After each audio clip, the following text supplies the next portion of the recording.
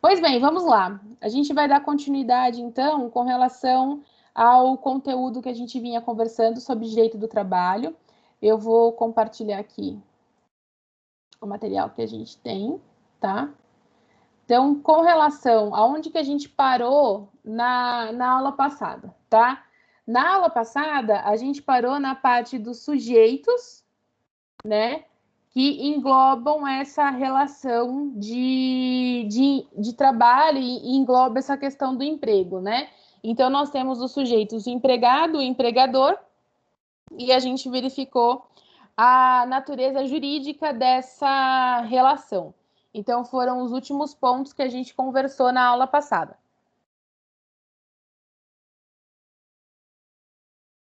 E aí a gente começa a nossa... A gente retoma, então, a nossa disciplina. Deixei cair água no teclado.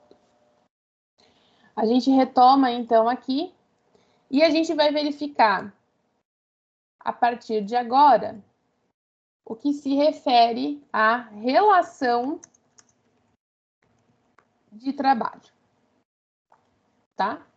Então, vamos verificar aqui o que se refere à relação de trabalho, porque a gente tem uma diferenciação aí dentro dela, tá? A gente vai partir de um conceito para isso.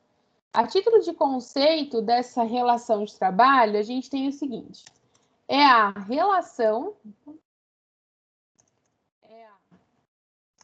relação exercida sem uma ou mais características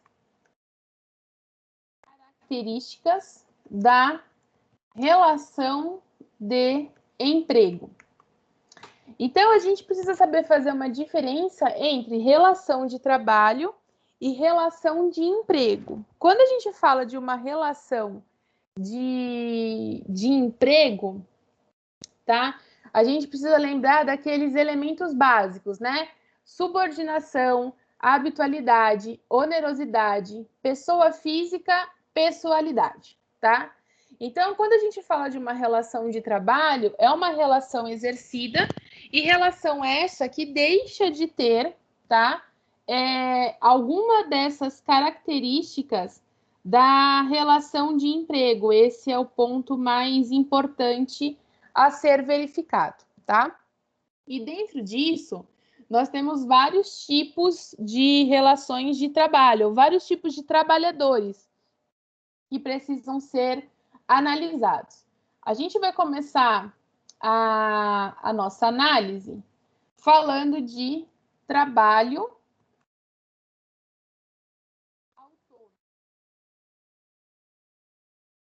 ou trabalhador autônomo, tá? Aí indifere para nós a colocação. Quando a gente fala de trabalho autônomo, é aquele que se desenvolve, por conta própria, sem subordinação. É aquele que se desenvolve por conta própria, sem subordinação. Então, vejam que aqui a gente não tem um dos elementos da relação de emprego, que é a subordinação. Então, por não ter essa relação de essa característica, automaticamente deixa de ser uma relação de trabalho e passa a ser deixa de ser uma relação de emprego e passa a ser uma relação de trabalho. Essa atividade, ela é enxergada com os seguintes pontos chaves, tá? É uma atividade com independência, não subordinado às ordens, e ao controle do tomador. Então, quando a gente fala desse trabalhador autônomo, a gente não tem uma subordinação. O trabalhador autônomo, ele tem uma total independência na realização dessa sua atividade e ele não está subordinado a nenhum tipo de controle ou a nenhum tipo de ordem daquela figura que nós chamamos de chefe, tá? Ele não tem essa relação. Só que um ponto que é importante com relação a isso, tá? O trabalho é executado, de forma habitual para destinatários distintos, que são os tomadores. Vejam que, apesar da gente não ter a subordinação, nós temos a habitualidade, tá? Porque o fato de você ser trabalhador autônomo não quer dizer que você não tenha uma habitualidade com relação a esse trabalho, tá? Só a gente tem o costume de brincar, né? Que o trabalhador autônomo ele acaba trabalhando muito mais do que um empregado, né?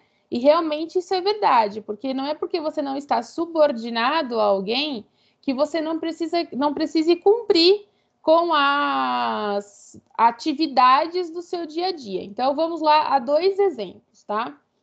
Eu, por exemplo, sou trabalhadora autônoma, tá? Então, no período da manhã, no período da tarde, eu sou empregada, tá? E no período da manhã e no período da noite, eu sou empregada. E no período da tarde, eu sou trabalhadora autônoma, porque no período da tarde é quando eu estou no meu escritório, tá? No meu escritório, eu sou sócia e eu faço a minha rotina, tá?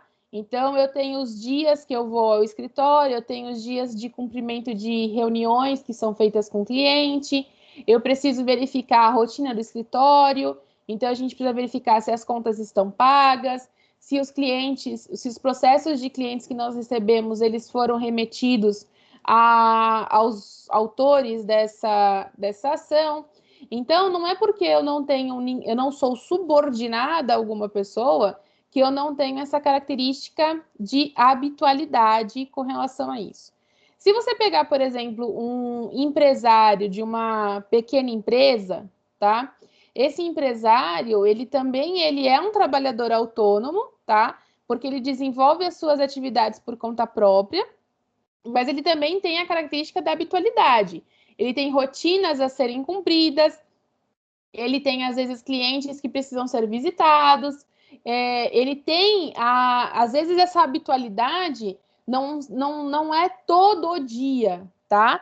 Mas ele tem lá as suas rotinas a serem cumpridas. Eu, por exemplo, não é todo o dia, principalmente agora, na época quando nós não estávamos na pandemia, não. Quando nós não tínhamos a questão da pandemia, eu e meu sócio estávamos no escritório todos os dias. Agora, com relação à pandemia, nós criamos uma rotina de visita ao escritório, ao espaço físico, vamos dizer assim, porque a tecnologia hoje nos permite também a realização de trabalhos em casa, né? A informatização dos processos nos ajudou nesse sentido. Então, quando a gente fala de trabalhador autônomo, tá? Tem alguns pontos que a gente precisa levar em consideração nesse trabalhador autônomo. Então, o que esse trabalhador autônomo ele tem? Quais são os pontos principais que fazem a gente identificar que aquele trabalhador ele é autônomo, tá? Então, quais são aí os principais pontos que a gente precisa levar em consideração? Vamos lá, então. Então, quando a gente fala de trabalhador autônomo,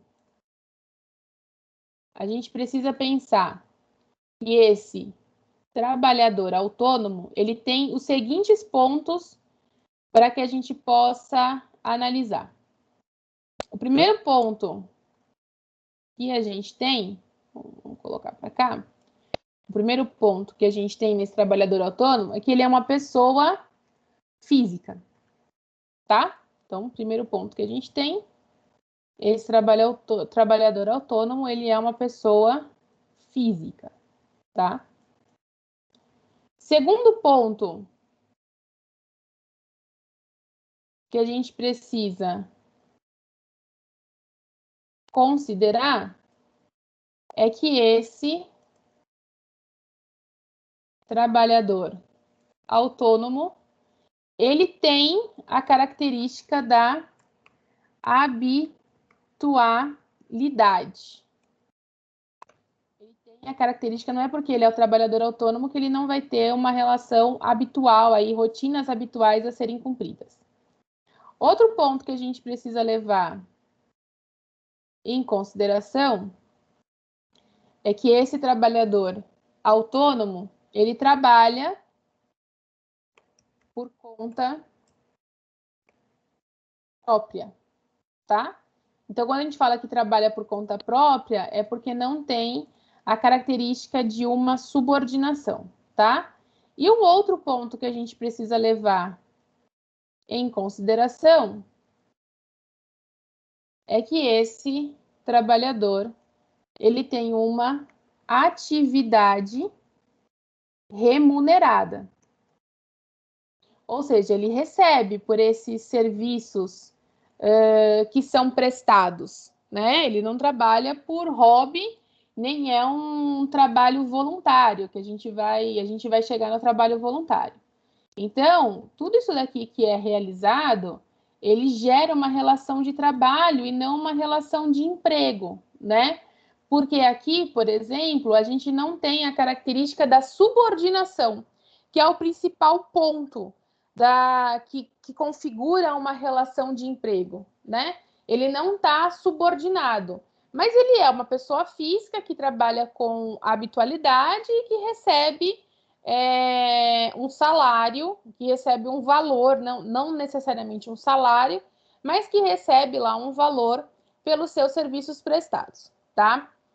Um ponto que a gente também precisa levar em consideração desse trabalhador autônomo refere-se ao seguinte: quando a gente fala de trabalhador autônomo, a gente tem a característica do prestador de serviço, né? Então, vou colocar aqui, a gente tem o seguinte: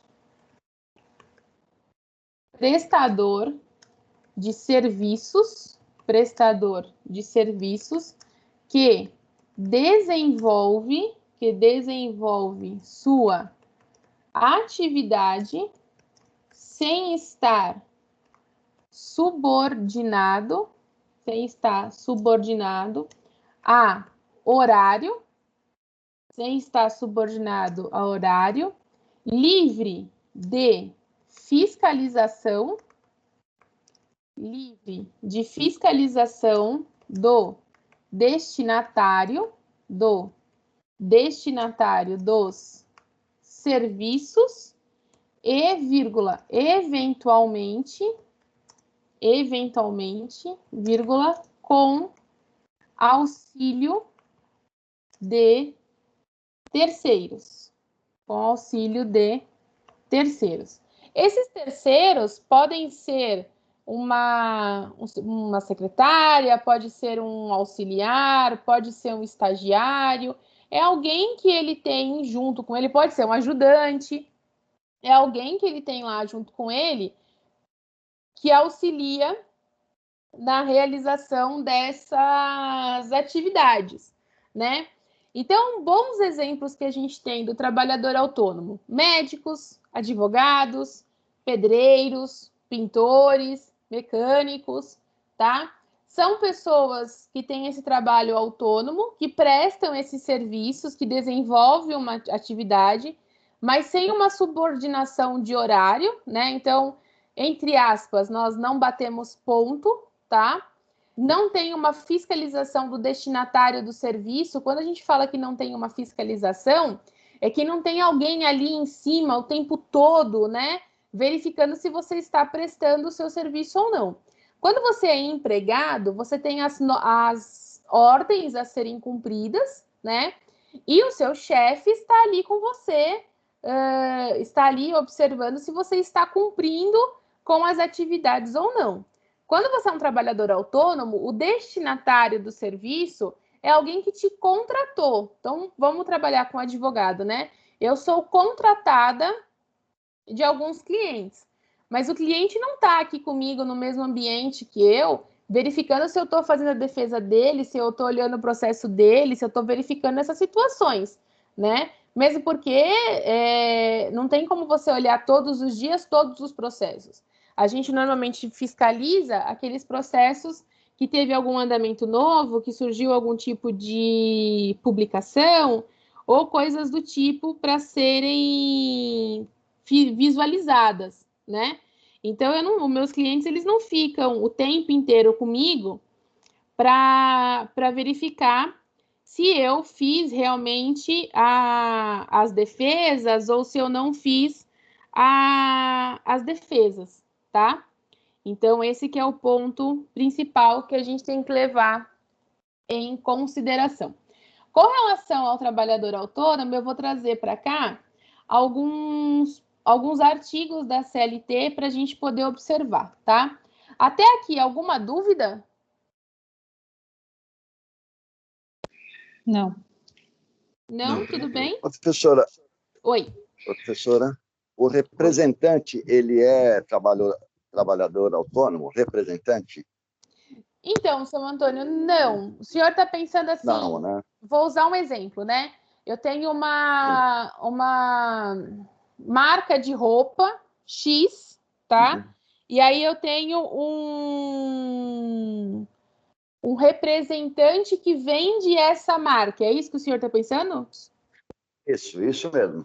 Tá. Isso Não, mesmo. não. Esse representante, ele tem sim uma característica de subordinação, Sim. tá? Ele está assim subordinado a essa marca, né? Então ela Ele não é vendedor, dessa marca, dessa não, ele é empresa. representante. Ele é o representante. Quando ele recebe a comissão, ele tem que dar a nota fiscal daquela comissão que ele está recebendo. Então, nessa situação, a gente tem dois tipos de representante. A gente tem os representantes que são funcionários, tá? São contratados e são funcionários, então eles têm horários a serem cumpridos. E aí, o exemplo que o senhor está me dando agora é o PJ. Isso. O PJ, a gente pode tratar ele como um trabalhador autônomo. Tá ok. Tá? Porque a gente tem muita a pejotização hoje em dia, né? Que a gente fala da realização da pejotização. Então, a gente tem muito essa situação da pejotização. Eu vou dar um outro exemplo que eu tenho. O meu pai, por exemplo, ele foi demitido da empresa, ele se aposentou, a empresa dispensou, tá? E a empresa fez um contrato, fez a dispensa, rescisão contratual, tudo. Aí a empresa fez um contrato com o meu pai de prestação de serviços. Então, o meu pai, ele recebe alguns trabalhos da empresa para serem feitos, ele faz esses trabalhos, e aí ele emite uma nota fiscal, meu pai tem um MEI, ele emite uma nota fiscal para receber esse valor, tá? Então, isso daí que eu quero perguntar. Tá. O meu pai, a gente pode classificar ele como trabalhador e não como empregado. Porque o meu pai, ele recebe lá meu pai, ele é projetista, né? Ele recebe um projeto para ser feito e a empresa fala assim para ele, olha, eu preciso de que esse projeto seja entregue daqui 10 dias. Não interessa para a empresa que horário que o meu pai trabalhou. Se meu pai trabalhou de madrugada, se meu pai trabalhou no horário comercial. O meu pai também não está subordinado. Ninguém da empresa fica aqui fiscalizando se meu pai cumpriu, fez o projeto ou não. O que interessa para a empresa é que o projeto seja feito e entregue na data estipulada. E aí, nessa relação do meu pai, ele tem ainda algumas características bem peculiares, né? Ele tem ele responde para uma pessoa lá dentro, então se ele tem alguma dúvida a título desse trabalho, ele pergunta para uma pessoa em específico, né? E não existe uma cláusula de exclusividade. Então, se meu pai quiser prestar serviço para outras empresas, ele também pode fazer isso, tá? Então, o meu pai, por exemplo, se encaixa no trabalhador autônomo, porque ele tem uma total liberdade. Ele tem uma situação de ele é uma pessoa física, tem uma habitualidade, porque ele tem uma rotina a ser cumprida. Ele trabalha por conta própria, ele não tem uma característica de horário e é uma atividade remunerada. Ok. Então, ele é um representante, é caracterizado como um trabalhador autônomo. Trabalhador. Então, depende do representante. Eu já tive relações com representantes. Não, nesse caso. Ah, sim, nesse caso, sim. Sim, Nesse caso aí. Sim. Só que, normalmente, o representante ele tem um preposto. Esse preposto já é funcionário desse representante, né? Não, seu Antônio, o preposto, quando a gente fala da figura do preposto, o preposto ele é um funcionário da empresa que representa ela numa ação judicial. Olha só. Então, quando a gente move uma ação em face de uma empresa, tá? Quando o dono da empresa não pode comparecer, ele manda um preposto. Aí esse preposto ele representa a empresa numa ação judicial. Preposto é outra coisa. Preposto está lá no processo de trabalho. No caso dos representantes, é muito usado eles falarem assim, por exemplo, eu pego a representada de uma empresa, ok? Eu sou responsável em trabalhar aquele produto junto aos clientes. Quem é o responsável sou eu, que eu peguei a representada dessa empresa. Só que como a região é muito grande, o que eu faço? Eu contrato aí, entre aspas, um preposto. Todo mundo usa isso. Então, aí está errado. Ele é meu senhor preposto. o senhor contrata auxiliares. Auxiliar, não tem nada a ver com preposto. É totalmente errado, então, né? Totalmente errado. O que o senhor contrata são auxiliares. Então, eu sou representante de uma região e eu não estou dando conta de atender todos os clientes. Então, o que eu faço? Eu contrato auxiliares. Esses auxiliares estão diretamente ligados à minha pessoa e não à empresa. E não a empresa, exatamente. Não é Então, não pode usar a palavra preposto nesse caso, né? Não. Olha só, eu não sabia. Tá vendo? Tá Foi bom? ótimo pergunta, esclarecer aqui. Então, tá bom. Tá, obrigado, professor. Imagina. Oi. Bagunçou um pouco minha mente agora. Eita. Eu vou citar o exemplo do meu marido, por exemplo. Tá. Ele é autônomo, ele é consultor financeiro, só que uma das empresas que ele prestou serviços, ele acabou ficando lá, mesmo sendo autônomo. Mas existe a subordinação, não existe? Existe. Peraí, deixa eu só pegar a lousa digital. Me deem só um minutinho, deixa eu só pegar a lousa digital.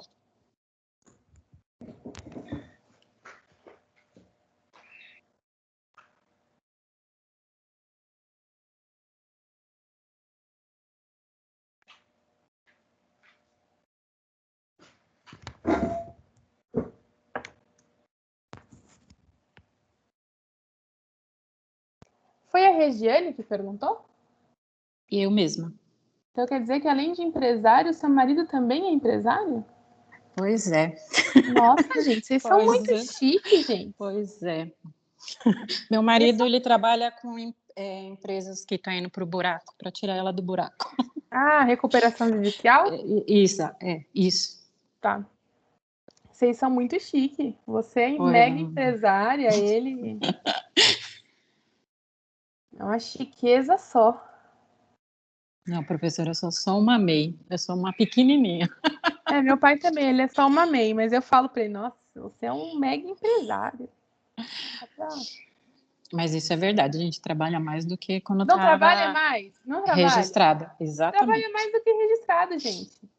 As pessoas não acreditam quando a gente fala isso. Mas olha só, eu estou dando aula aqui para vocês e meu celular está aqui do lado esperneando. E aí você vai olhar, são os meus chefes. Eu falo que os meus chefes são os meus clientes, às vezes. Ô, Rê, vamos lá. Qual que é o nome do marido? Só para a gente ter um exemplo aqui, vai? Renato. Renato. Então, vamos colocar aqui a figura do Renato, tá? Então, o que a gente precisa identificar? O Renato, ele... Aí, o nome da empresa eu vou criar, tá? Ele era empregado da empresa 1, 2, 3, recupera. Escrevi errado. Ô, Rê, esse daqui depois vai pro Insta e me marca, tá? Pode deixar. Então, ele era empregado. Opa, volta aqui. Então,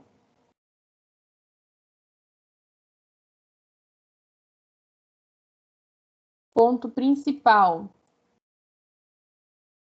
que a gente precisa levar aqui em consideração. Acho que abriu demais. Ponto principal que a gente precisa levar em consideração é que ele era empregado. Ou seja, ele estava subordinado, né? Então, ele tinha subordinação, ele tinha habitualidade, onerosidade, ele era uma pessoa física, tá? E, além disso, ele recebia um valor com relação a isso, tá? Então, ele era empregado. Aí, o que acontece com Renato, tá?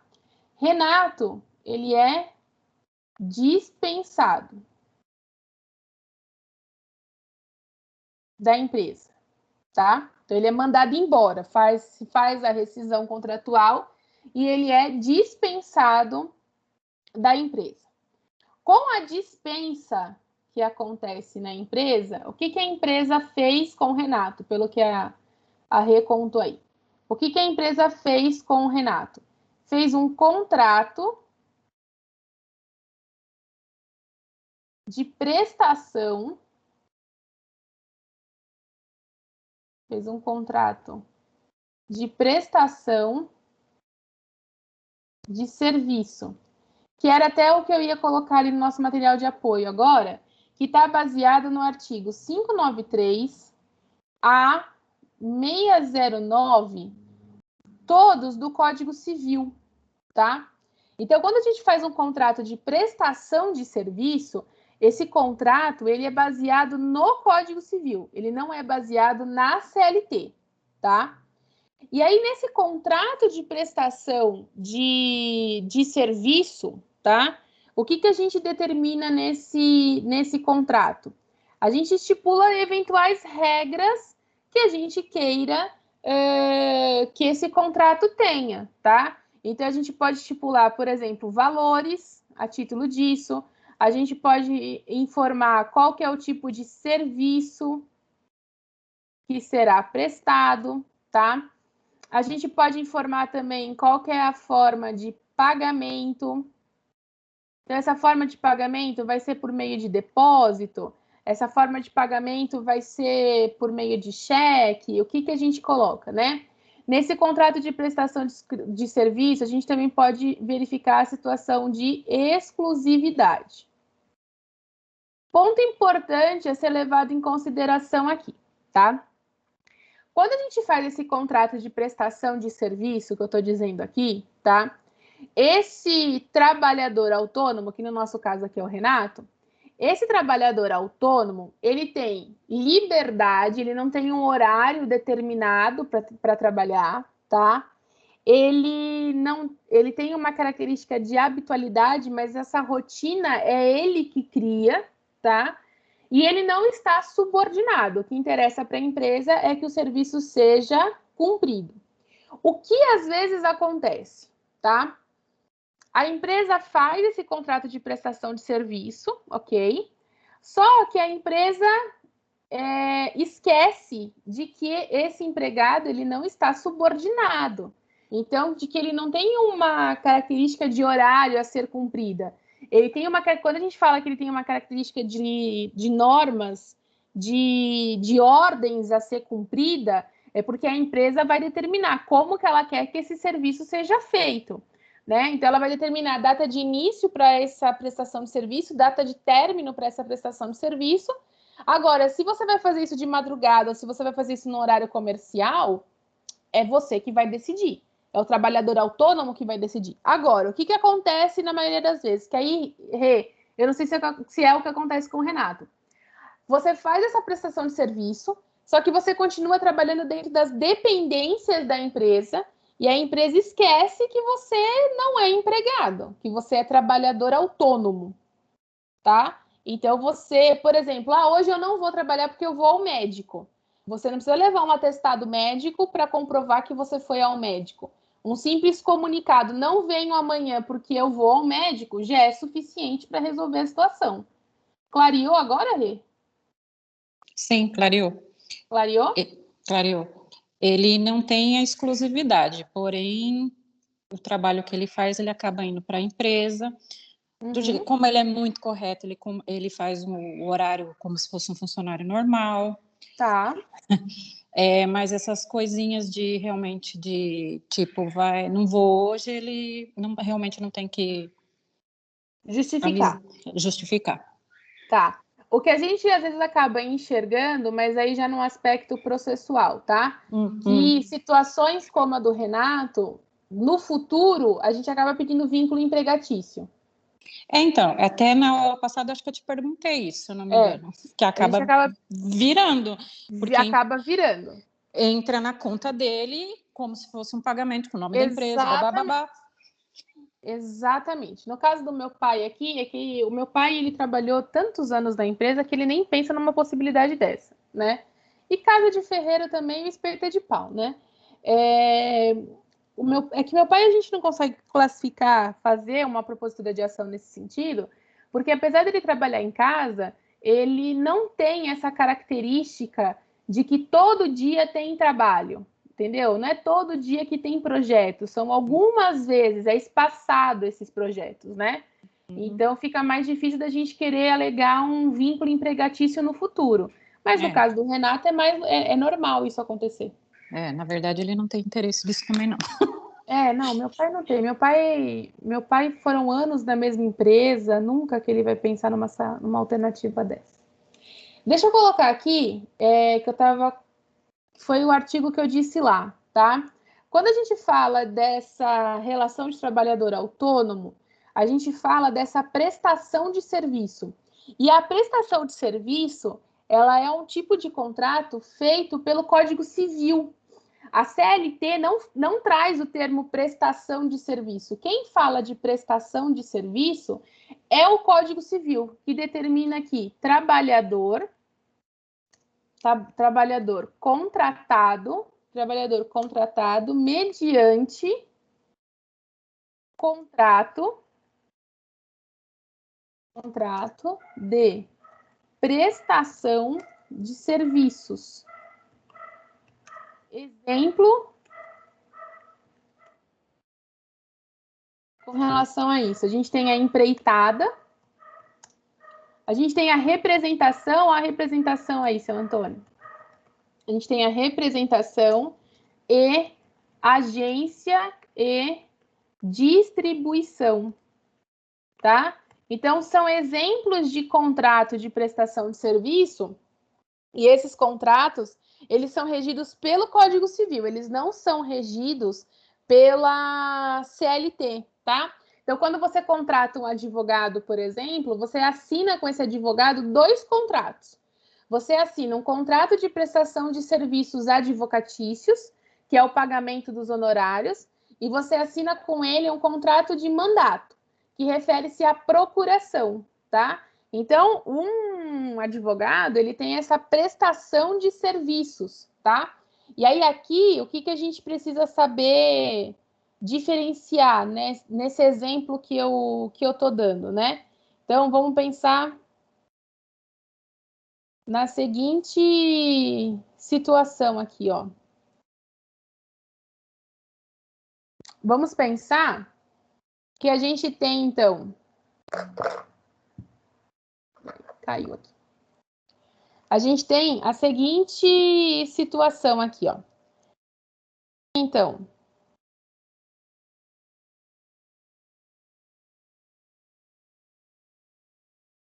Maria, tá? E a Maria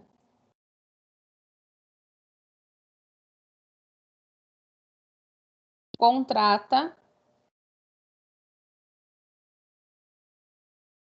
José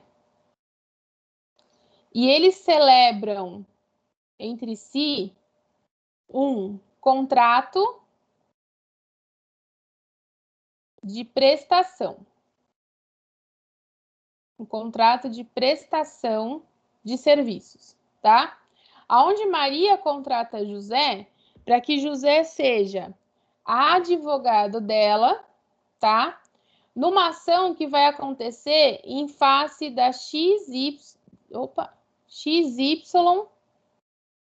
telefone, tá? Então, José, que é advogado, foi contratado pela Maria para mover uma ação em face dessa empresa, tá? José, ele é classificado como autônomo, tá? Então, José é classificado como autônomo. E vejam que ele fez um contrato de prestação de serviço. Esse contrato aqui, ele está baseado no Código Civil, ok? Agora, vamos imaginar que José, ele seja dono de um escritório de advocacia, né? E aí, José, ele tem Caio, ele tem Paula e ele tem Ana, que são advogados de José, tá?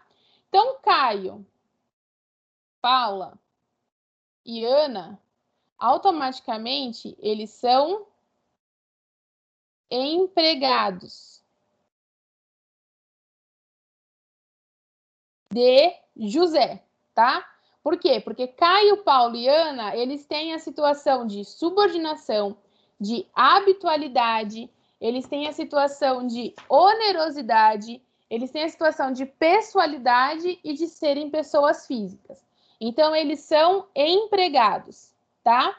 Enquanto que José, em face de Maria, ele celebra um contrato de prestação de serviço. Então, José é autônomo com os seus empregados, ok? Então, é essa situação aqui que a gente precisa enxergar. O José, com relação a Maria não é chefe dele, a Maria não fica ali perguntando se já... como que ele fez o processo, se aquele processo está certo, se aquele processo está errado, tá?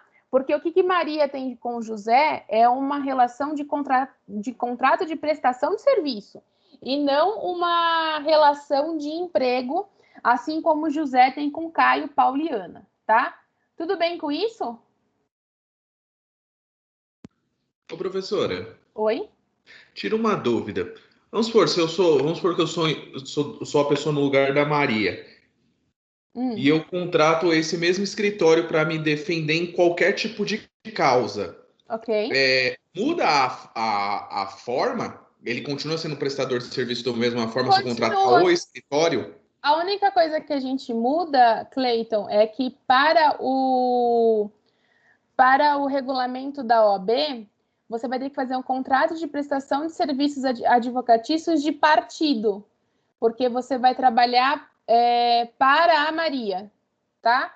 E aí você pode ter vários, e então você advoga para várias empresas, né? O trabalhador autônomo, ele pode ter vários tomadores, tá? Então, por exemplo, no meu escritório, eu tenho uma empresa que eu advogo para ela, tá? Então, eu tenho um contrato de prestação de serviço por partido, que eu advogo tudo que for jurídico daquela empresa, eu sou responsável, tá? E aí eu tenho os outros contratos de prestação de serviço para as pessoas físicas, porque aí são ações que envolve direito civil e eu faço a parte de reclamante no direito do trabalho. Ah, não, entendi. Mas de uma certa forma, não mudaria a forma, mas que nem tem algumas regras que tem que seguir que a OAB estipula. Que a OAB institui. Quando, por exemplo, nesse meu contrato com essa empresa, eu tenho estipulado quais são as áreas que eu atuo. Então, eu vou cuidar da parte jurídica civil e trabalhista. Eu não faço, por exemplo, a parte previdenciária, né? Porque eu não atuo na parte previdenciária. Então, se eles tiverem algum problema com o INSS, eu não faço. No nosso contrato, isso já está estipulado. Eu não faço, por exemplo, recuperação, eu não faço falência, que é a parte de direito empresarial. Então, isso a gente já deixa estipulado no contrato, mas aí são regras que a OAB exige da gente. Ah, não, tudo bem. Ele acaba sendo seguido pelo Código Civil, só que tem as regrinhas da OAB para auxiliar nessa parte. Isso. Até qualquer contrato de prestação de serviços advocatícios, a gente tem como base o Código Civil, mas a gente tem alguns elementos do Estatuto da Ordem. Então, no meu contrato, por exemplo, está estipulado que se eu não tenho nenhum contrato de exclusividade com os meus clientes.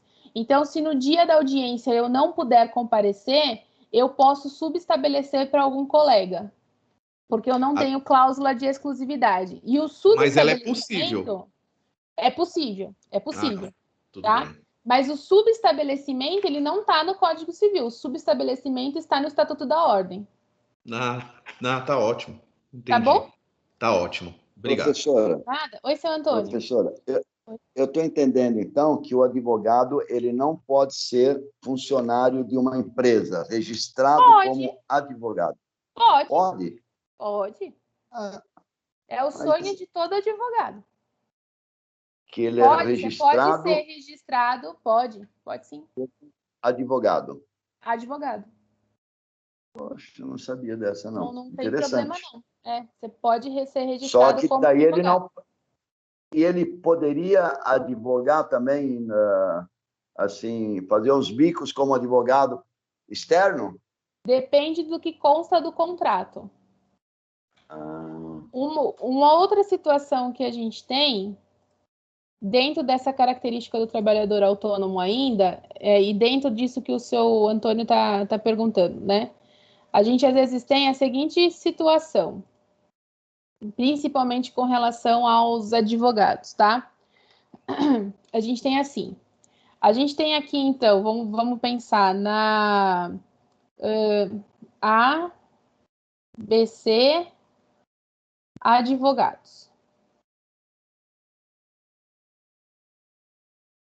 E a ABC Advogados é uma sociedade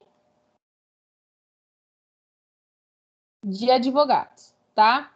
E aí essa sociedade de advogados é composta por Paulo, sócio, e é composta por Caio, também sócio dessa ABC Advogados, tá? Aí, o que eles possuem, tá?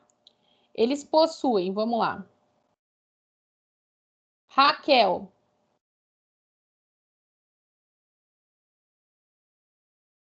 Raquel é ótimo. Eles possuem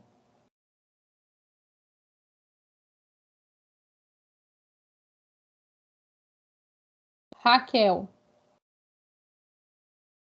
que é a estagiária. Então, ela tem um contrato de estágio, que a gente vai ver depois. Ela é estagiária. Ele tem, por exemplo, o Felipe, que ele é advogado, tá? E ele tem Eduardo.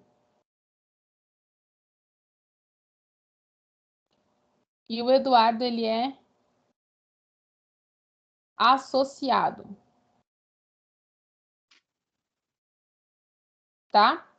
Então, aqui, por exemplo, o Felipe, ele é empregado como advogado. Da carteira dele tá que ele é registrado. Então, vamos colocar aqui, a principal característica para ser empregado é estar na CTPS. Então, ele é registrado como advogado. O Eduardo, ele tem um contrato. Então, o Eduardo, por exemplo, que ele é associado, ele não tem exclusividade. Então, ele pode advogar tanto para a ABC Advogados, como ele pode fazer processos por fora, tá? Agora, o Felipe, ele pode ter cláusula de exclusividade. Então, o Felipe, ele só pode prestar serviços de advocacia para a ABC Advogados, porque ele é funcionário. Ele não pode fazer serviços por fora, tá? Então, aí tudo vai depender das cláusulas que regem esse contrato. Seu Antônio? Sim, estou entendendo, professor. Estou Entendeu? entendendo. Entendi. Porque o Eduardo, ele é associado dessa sociedade ABC. Isso. É isso? Exatamente. Outra, professor, não sei se eu acho que se é pertinente eu falar isso ou não, mas a ABC, o escritório de advogados, por que tem esse nome sociedade? Porque não é pessoa jurídica? Eu acho que eu vi alguma coisa jurídica. assim. Não, a sociedade de advogados... sociedade civil. Ele é sociedade... Normalmente, o que o senhor deve ter ouvido falar ultimamente é que nós podemos ser... a gente pode pertencer ao Simples Nacional. Nós somos uma sociedade de advogados, mas numa característica de direito empresarial e tributário, nós pertencemos ao Simples Nacional. Então, nós temos um recolhimento de tributos menor. Tá. Mas nós somos sociedade. Nós temos CNPJ, só que nós não somos registrados na junta comercial. Isso mesmo. Nós somos registrados na OAB. Então, passa a ser uma sociedade civil. É uma sociedade civil registrada perante a OAB, porque a advocacia não pode ser considerada como que eu posso dizer? Não pode ser considerada uma atividade de consumo. Não pode ser considerada uma atividade comercial. Por isso que a gente não faz propaganda, por isso que a gente não pode mandar mala direta. Nós não podemos fazer isso porque nós não somos considerados uma situação comercial, né? Então, por esse motivo, a sociedade de advogados não é registrada na junta comercial. Nós somos registrados perante a OAB. Se vocês colocarem, por exemplo, se vocês entrarem no site da OAB, colocarem o meu nome lá, que é uma consulta pública, façam para vocês verem como que é. Se vocês colocarem meu nome lá, vocês vão identificar eu como advogada e vocês vão identificar a minha sociedade de advogados. Tá. A senhora me fez lembrar o que eu estudei a respeito da pessoa jurídica. É mais ou menos assim. A pessoa jurídica, ela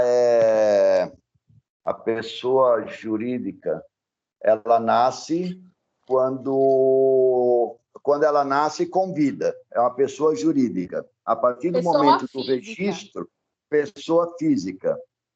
E ela tem personalidade jurídica. Isso. Quando você tem as junções de pessoas físicas que fazem o registro da sociedade, nasce a pessoa jurídica.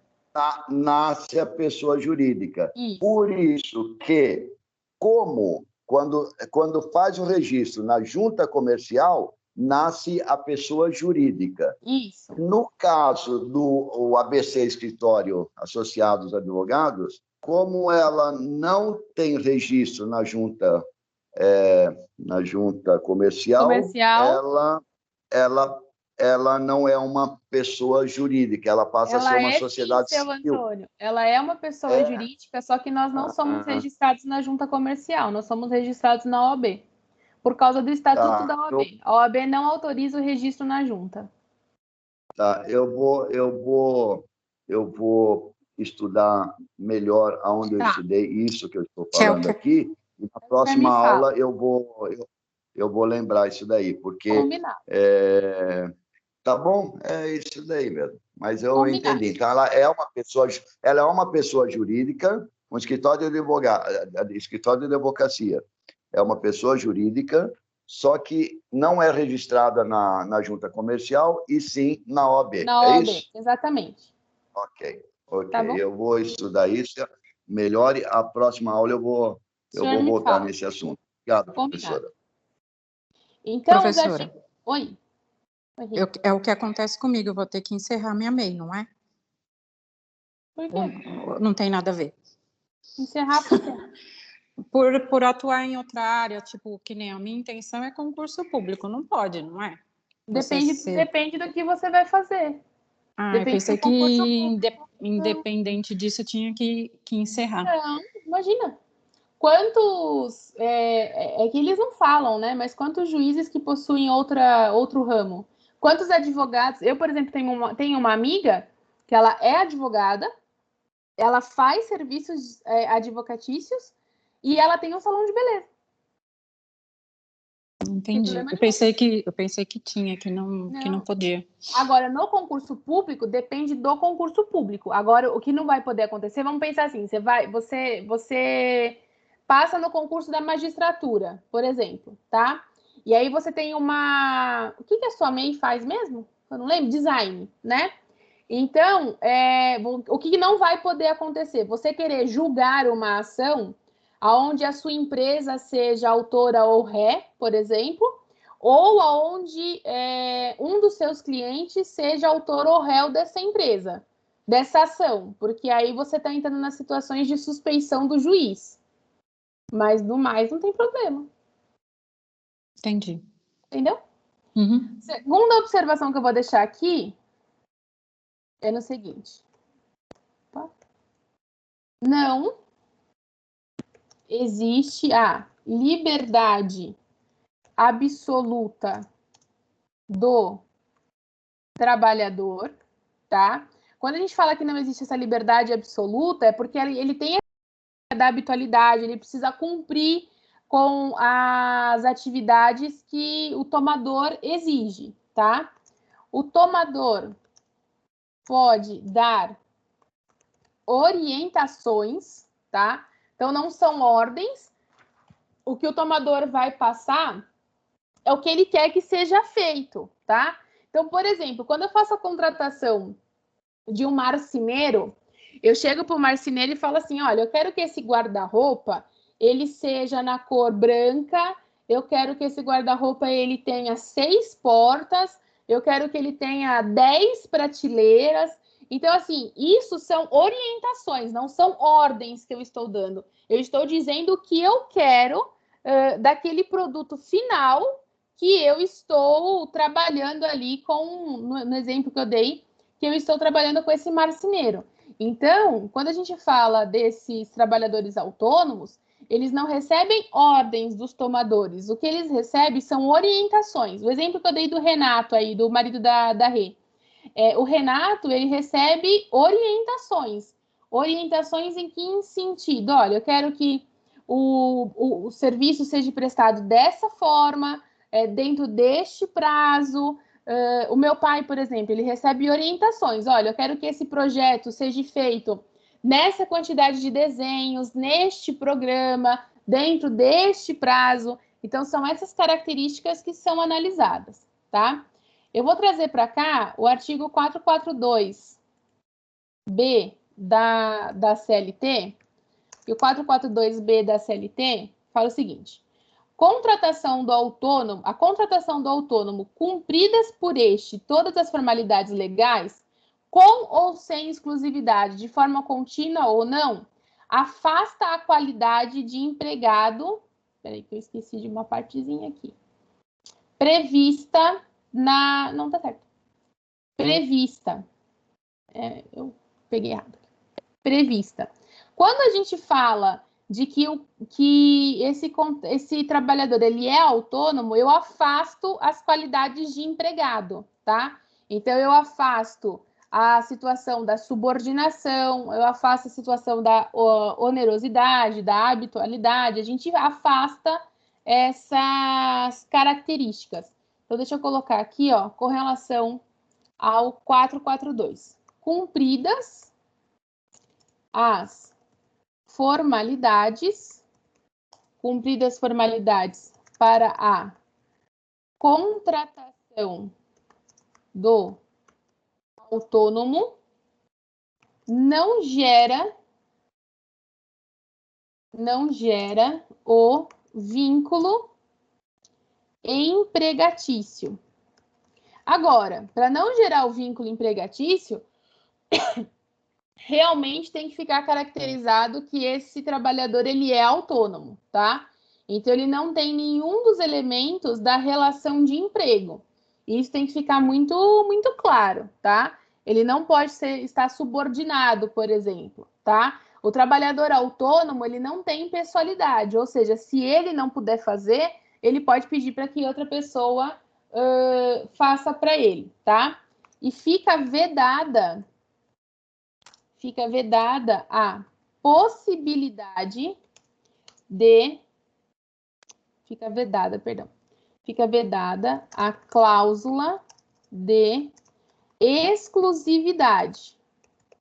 Porque se a gente tiver dentro desse contrato de prestação de serviço, aí a gente tem que diferenciar, né? O contrato de prestação de serviço, que está baseado no Código Civil, a gente pode falar de cláusula de exclusividade. Agora, a contratação do autônomo baseado na CLT, a gente não pode falar de cláusula de exclusividade. Então, quando eu contrato um autônomo para, por exemplo, pintar a minha casa, eu não posso estipular uma cláusula de exclusividade nisso, tá? Ele acaba sendo uma relação fungível, tá? O que me interessa é o serviço prestado e não quem prestou o serviço. Esse é o principal ponto da relação, tá? Quando você exige essa cláusula de exclusividade, ela parte do Código Civil e não da CLT, tá? E outro ponto aqui que a gente precisa colocar, que fica garantida a possibilidade de recusa. O trabalhador autônomo, ele pode recusar algum tipo de serviço. Às vezes ele está com uma quantidade de serviços muito grande e não tem como ele absorver mais um serviço, tá? Então, ele pode, porventura, vir a recusar esse serviço diferente do empregado. Não tem como o dono da empresa, o chefe, chegar e pedir para o empregado fazer alguma coisa, e o empregado falar, não vou fazer não, porque eu tenho muito serviço já, não dá para fazer, tá? Isso não existe na relação de emprego. Agora, no trabalhador autônomo, na relação de trabalho, isso pode existir, tá? Tudo bem com o trabalhador autônomo? Alguma dúvida? Não, por enquanto tranquilo. Não? Então tá bem. Então agora a gente vai mudar para o trabalhador eventual. Quando a gente fala de trabalhador eventual, é aquele que exerce suas atividades de forma esporádica, descontínua e fortuita. O trabalhador eventual, o próprio nome diz, né? É aquele que trabalha eventualmente. Então, quando existe algum tipo de demanda, esse trabalhador eventual, ele é chamado para realizar aquele tipo de demanda que surgiu. Principais características desse trabalhador autônomo é uma curta duração. Ele pode ter vários tomadores, tem habitualidade ou continuidade, tá? Então, ele tem uma curta duração, esse trabalhador eventual. Ele pode prestar serviço para vários e não tem nem habitualidade ou qualquer tipo de continuidade. Um bom exemplo para trabalhador autônomo são aquelas pessoas que trabalham como trabalhador eventual, né? São aquelas pessoas que trabalham às vezes como garçom em buffet, tá?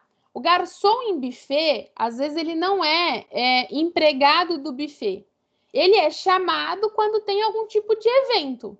Então, quando tem algum tipo de evento, a gente liga para ele e fala: olha, eu vou ter um evento, dia tal, e eu estou precisando de um garçom. Quer vir? Ele vai. Então, é um serviço de curta duração. Ele pode prestar esse mesmo serviço para várias pessoas, tá? E ele não tem nem habitualidade nem continuidade. Não confundir trabalhador autônomo com trabalhador eventual. O trabalhador autônomo, ele não tem subordinação, mas ele tem habitualidade. O trabalhador eventual, não. O trabalhador eventual, ele não tem habitualidade, tá? E são pequenos serviços que ele faz, tá? Então, um dia ele presta serviço aqui, outro dia ele presta serviço ali. Então, ele tem essa característica de vários tomadores. Aí, a minha preocupação mora no seguinte: é clara essa diferença entre trabalhador autônomo e trabalhador eventual? Professora, Uhum. seria o conhecido como freelancer? Também. Freelance é o gourmet do trabalhador eventual. É o nome chique. Sim, mas seria esse tipo de Seria. serviço. É o freelance. Agora a gente está muito na época do trabalhador eventual, que é o pessoal que está panfletando nas eleições. Isso, esses mesmo. Né? Então, eles são contratados a cada 4 anos, a cada, sei lá, vamos colocar, 2 anos. É a cada 2 anos, cada 4 também, né? Eles são É. contratados a cada eleição. Então, vamos lá, a cada 2 anos ou a cada 4 anos, eles são contratados para panfletar, para segurar bandeira, para colar os adesivinhos na roupa e andar por aí com os adesivinhos na roupa, né? Esse serviço ele só dura o tempo da propaganda eleitoral. Então, é um serviço de curta duração, onde você tem vários. Você pode. É que no caso da propaganda eleitoral, não dá para você prestar para vários tomadores, né? Você tem que escolher um. Mas não tem uma habitualidade ou também não tem uma continuidade, né? Se ele não puder ir no dia, ele manda outra pessoa para fazer o serviço para ele. Então, é também chamado de freelance. Também dá para a gente trabalhar dessa forma, tá? De uma certa forma, ele tem subordinação? Ou é só orientação que nem na questão Só do visto? orientação. É só orientação. Só orientação. Eu já vi, Cleiton, sabe aquelas pessoas que ficam no semáforo entregando panfleto de condomínio? Sim. Eu já vi gente que a Kombi chegou, deixou a pessoa lá, né? E aí a pessoa pegou todos os panfletinhos, jogou fora e falou que já tinha cumprido o serviço. Eu acho que eu faria a mesma coisa às vezes. Mas é uma forma esporádica, é uma forma descontínua e ela é uma forma fortuita, entendeu? Outro exemplo de trabalhador eventual que a gente pode ter são aquelas pessoas quando tem concurso público, que aí tem aquelas pessoas que ficam vigiando quem está fazendo a prova, né? Sim. Também é um trabalhador eventual. Eu, por exemplo, eu sou trabalhador eventual nos exames da OAB. Porque nos exames da OAB eu vou lá ficar de fiscal, né? Então é uma situação que acontece de forma esporádica, descontínua. Eu vou quando dá, porque às vezes eu dei aula no sábado, o exame é no domingo, aí tem que ficar o dia inteiro lá e às vezes eu não tô com uma preparação física boa para isso. Mas eu posso fiscalizar vários concursos, né? São situações de curta duração, sem habitualidade ou qualquer tipo de continuidade. Não, perfeito. Deu para Tá bom? entender bem. Obrigado. Nada. Então, a gente não pode misturar trabalhador eventual com trabalhador autônomo, tá? As coisas precisam ficar bem claras da diferença entre eles. Depois disso, a gente vai ter o trabalhador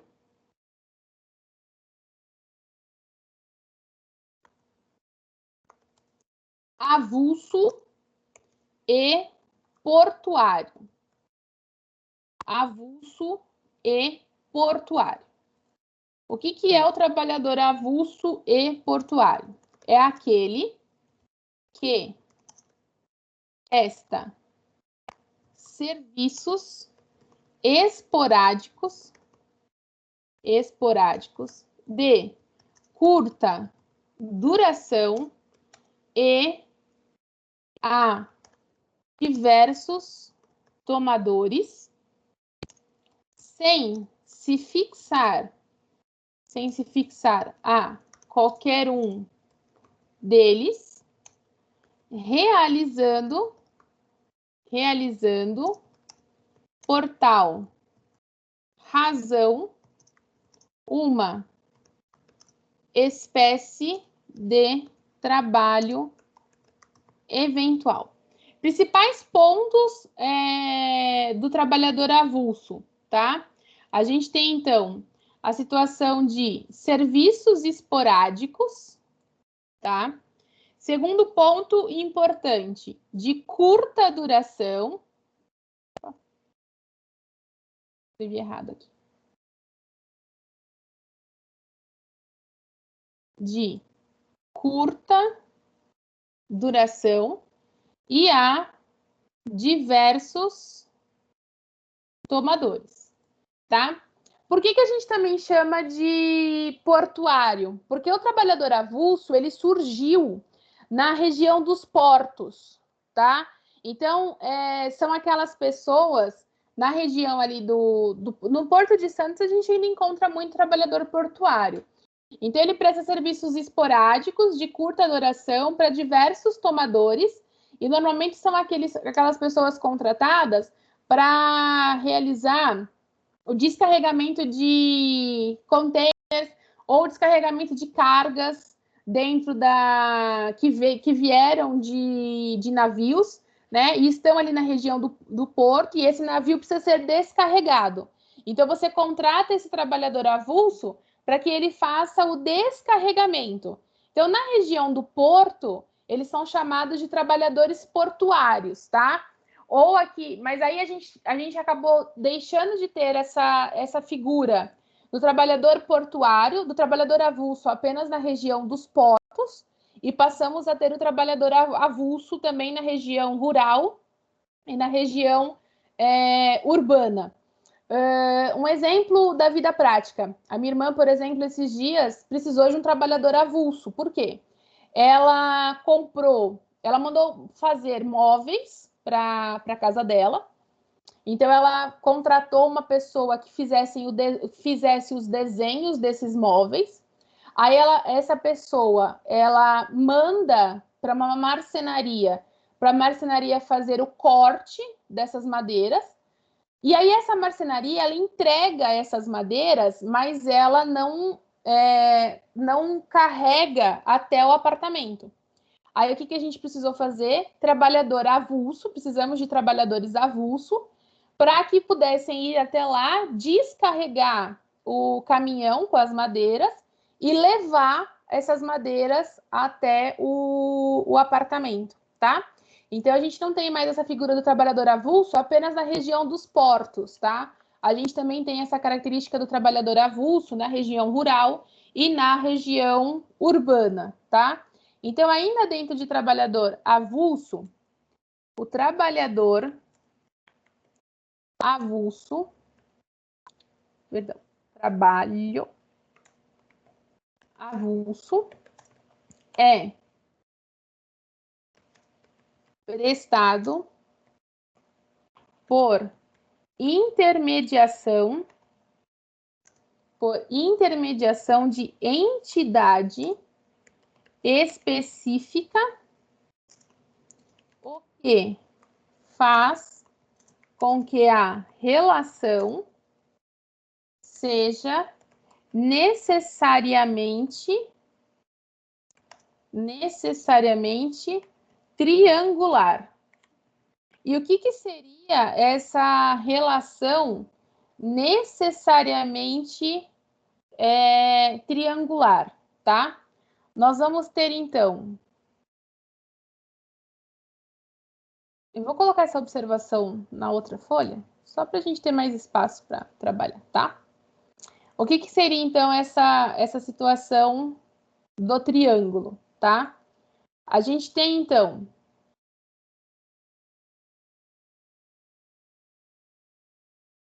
primeiro ponto aqui no topo do triângulo, o fornecedor da mão de obra, e nesse caso é a entidade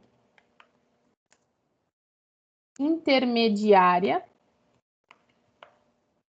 Tem o fornecedor da mão de obra, é aquela empresa que oferece esse tipo de...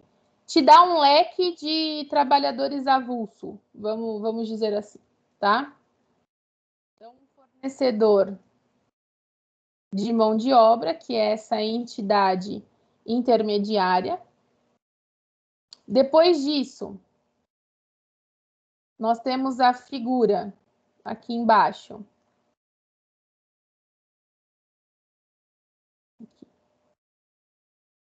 Nós temos a figura do trabalhador avulso. Então, chega aqui a figura do trabalhador avulso. E do outro lado, criando aí um triângulo, a gente tem a figura do tomador de serviço.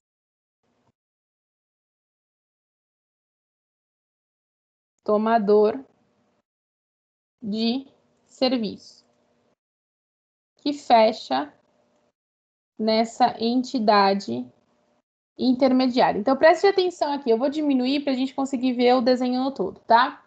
O tomador de serviço, então aquela pessoa que precisa de um trabalhador autônomo, ele procura essa pessoa que é fornecedora da mão de obra, essa entidade intermediária, e aí a gente vai ver o que essa entidade intermediária ela precisa ter, tá? Ele procura essa entidade intermediária, essa entidade intermediária manda esse trabalhador avulso para prestar serviços nesse tomador, tá? Então, por esse motivo que a gente tem aí uma relação triangular existente dentro do trabalhador avulso, tá? Tudo bem com relação a isso? Ô, professora, eu não posso direto contratar alguém? É necessário ter esse intermediário? No trabalhador avulso, sim. Porque se contratar direto, ele entraria então no eventual. No eventual ou no autônomo. Depende da situação. Isso. Não, entendi. Então é necessário o É intermediário. necessário, tem de ter um intermediário. Senão mudaria a característica dele. Exatamente. Tá bom? Tá ótimo. Nessa situação dela de ser uma relação triangular, vamos colocar aqui, ó, que aí já responde a pergunta do Cleiton. Não existe contratação direta do trabalhador pelo tomador, tá? Eu preciso passar por essa entidade intermediária. Às vezes, essa entidade intermediária pode ter uma relação sindical, tá? Para fazer essa indicação, essa entidade intermediária, ela precisa ter registro, não é qualquer entidade intermediária, não. Ela precisa ter registro, tá? Ela precisa ser registrada como entidade intermediária.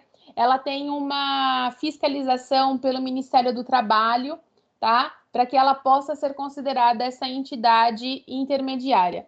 E inexiste vínculo, existe vínculo entre o trabalhador e o fornecedor. Então, vejam que essa entidade intermediária, ela não é empregadora do trabalhador avulso, tá? Ela simplesmente vai fazer a intermediação para que esse tomador encontre esse trabalhador avulso. É somente isso que ela faz, tá? Então, a gente não pode classificar que existe uma relação de emprego entre a fornecedora e o trabalhador avulso, porque não existe, tá? Essa fornecedora aqui, ela simplesmente vai fazer uma intermediação, tá? Ela não é empregadora do trabalhador avulso, tá? Dentro do trabalhador avulso, a gente tem uma legislação, a gente tem a Lei 12.023 de 2009, e essa legislação fala o seguinte: o trabalhador avulso tratava-se de uma modalidade tipicamente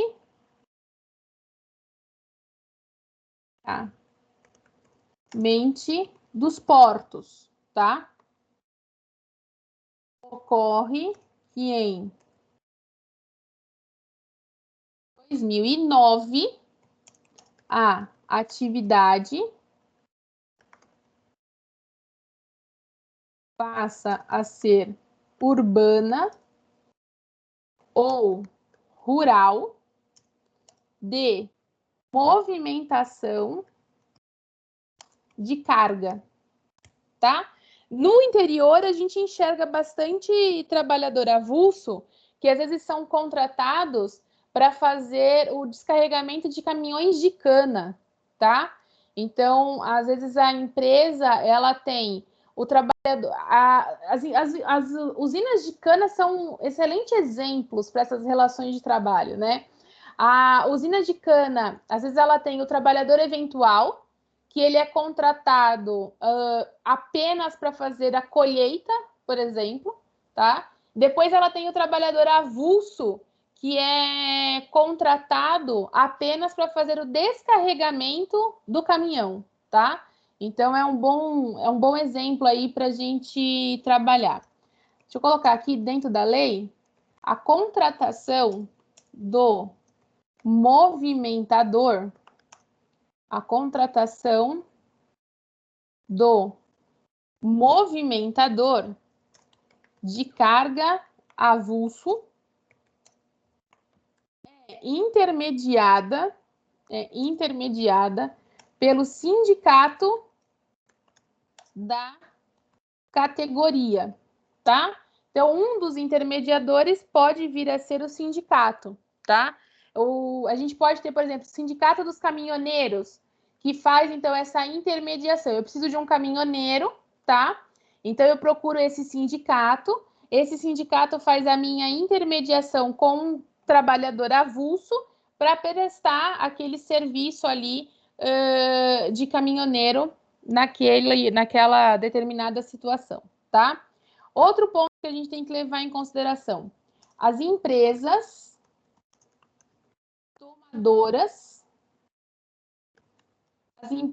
tomadoras são responsáveis pelo fornecimento dos EPIs, que são os equipamentos de proteção individual, tá? Cumprimento da norma trabalhista, vírgula, e respondem solidariamente pela remuneração.